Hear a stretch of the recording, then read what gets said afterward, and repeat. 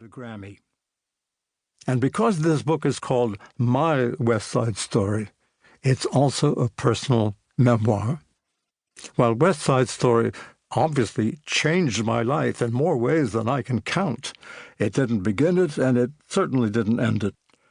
From my early years as a chorus dancer in Hollywood, working with such icons as Rosemary Clooney, Gene Kelly, Howard Champion, Sid Charisse, Debbie Reynolds, and Marilyn Monroe, to being cast in a London production of West Side Story and then the movie itself, to a wealth of stage, film, and television roles that landed me in the company of everyone from Yul Brynner to Judy Garland, to Liza Minnelli, to Marlene Dietrich, to the incomparable Elaine Stritch, to an abundance of some of the most extraordinary friends anyone could ask for.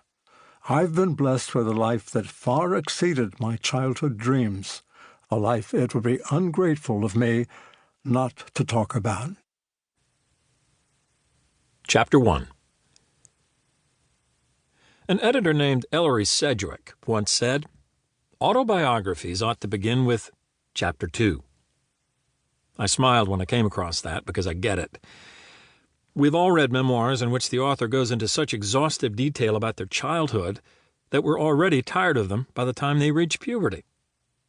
Every life, like every good story, has a backdrop that gives it depth and context and texture. But I promise to do my best to accomplish that without assuming you're curious about what I wore on my first day of kindergarten. My parents, Stephen and Zoe Chakiris, were extraordinary people. Somehow they managed to build a strong, loving, committed marriage and family from the world's most unromantic courtship. Or, to put it more accurately, no courtship at all. My paternal grandparents immigrated to America from a Greek village in Asia Minor with their children when my uncle Andy was 14 and my father was 12.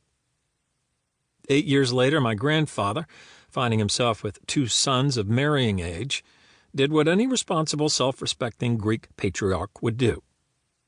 He traveled back to that Greek village in Asia Minor, retrieved 2 attractive, appropriate young women, and presented them to Dad and Uncle Andy with an unceremonious, "This one's for you and this one's for you." Incredibly, that worked. For both couples. For a lifetime. No protests, no hesitation, no questions asked. The only comment I remember my mother ever making about it was, "I'm glad I got the good-looking one." She also got the sweetest, most devoted, most responsible man I've ever known. My father was an irresistible combination of dreamer and realist, a hard-working man with a beautiful singing voice and the soul of an artist. His sister, my Aunt Sophia, wrote a book about our family in which she said that Dad grew up wanting to be an actor, which always fascinated me. What on earth would have inspired a young boy in a small Greek village in Asia Minor to even think of such a thing? Then again, he obviously had an adventurous streak. He used to get on a train from time to time when he and his family were living in Florida, not to run away from home, but just to explore. And I have a picture of him and a couple of his friends when he was 15 and dressed like a cowboy. He had a great sense of humor, an infectious laugh, and the world's worst poker face.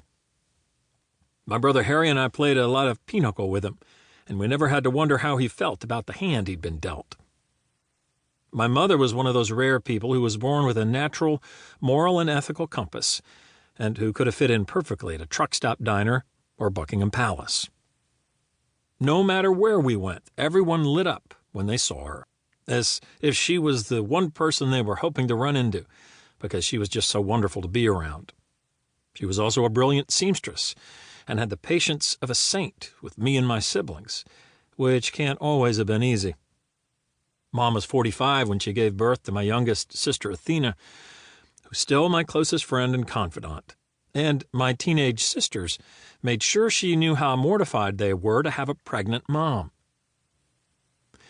These 2 world-class parents worked hard to support their family, and they raised 7 children who never doubted for a moment that we were loved, we were safe, and we were cared for. We were very blessed. For the first 3 years of my life, we lived upstairs from my grandfather's confectionery and beer garden in Norwood, Ohio.